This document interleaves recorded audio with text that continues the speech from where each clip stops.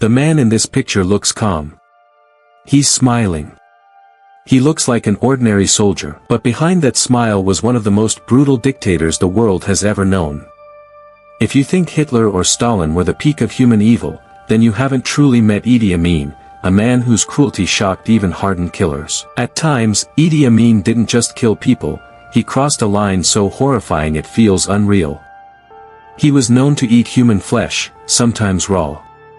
Other times, he would sit for hours talking to dead bodies, or even sleep beside them. In the 1970s, Uganda earned a terrifying nickname, the Land of Death, and Idi Amin was the reason. Amin built secret buildings across Uganda, claiming they were weapons storage facilities. In reality, they were torture prisons. Inside, prisoners were beaten, electrocuted, dismembered, or killed slowly. Anyone could be targeted, political rivals, soldiers, friends, even his own family. In one of his most disturbing acts, Amin called his divorced wife to prison while she was pregnant and had her brutally murdered. During his 8 years in power, historians estimate that over 500,000 people were killed under his rule. Idi Amin was born in 1925 in Kiboko, Uganda. His childhood was marked by poverty, violence, and survival.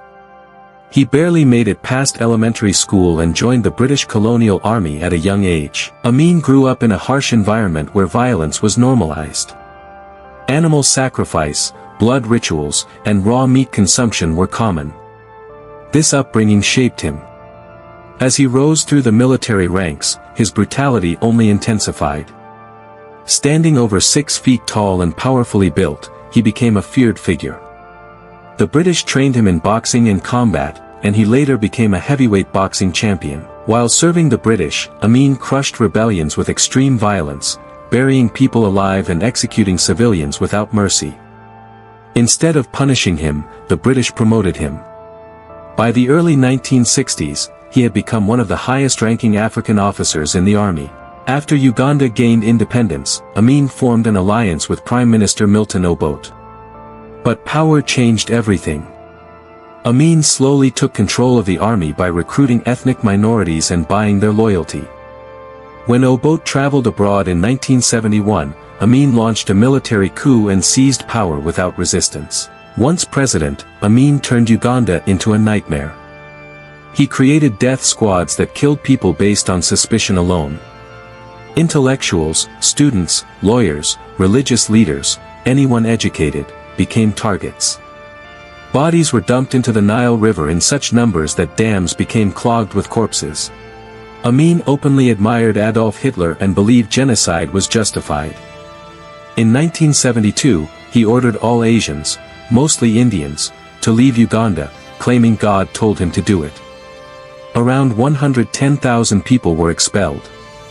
Their businesses were handed to untrained soldiers, collapsing Uganda's economy almost overnight. At first, Western countries supported Amin. Later, they cut ties as his crimes became impossible to ignore. He turned to Libya and the Soviet Union for help. But rebellion grew stronger inside Uganda. In 1978, Amin attacked Tanzania to distract the public. It backfired. Tanzanian forces invaded Uganda and captured the capital within weeks.